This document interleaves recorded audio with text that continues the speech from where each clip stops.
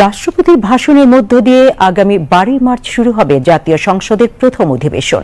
ভাষণে বর্তমান সরকারের নেওয়া পদক্ষেপগুলো রাষ্ট্রপতি তার ভাষণে তুলে ধরবেন বলে জানিয়েছেন তথ্য ও সম্প্রচার মন্ত্রী জহিরুদ্দিন স্বপন। আজ সচিবালয়ে মন্ত্রিসভা বৈঠক শেষে সাংবাদিকদের এ তথ্য জানান তিনি।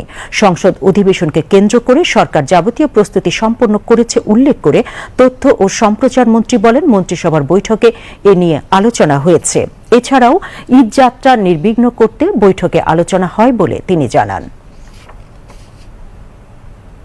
প্রথম অধিবেশনে সরকারি দল হিসাবে, সরকার হিসাবে আমাদের যে সমস্ত সংশ্লিষ্টতা আছে সেই সব বিষয়ে মন্ত্রিপরিষদ একটা প্রস্তুতি গ্রহণ করেছে। ইতিমধ্যে আমরা যে সিদ্ধান্তগুলি নিয়েছি, ফ্যামিলি কার্ড, কৃষক কার্ড, তারপরে কৃষি ঋণ, সেগুলি রাষ্ট্রপতির ভাষণের মধ্যে সরকারের এই সমস্ত পদক্ষেপগুলিকে রাষ্ট্রপতির ভাষণের মধ্য দিয়ে যাতে প্রতিফলিত হয়, ইতিমধ্যেই যে প্রতিশ্রুতি এবং যেগুলি আমরা বাস্তবায়ন করার উদ্যোগ নিয়েছি আমরা সে বিষয়ে আলোচনা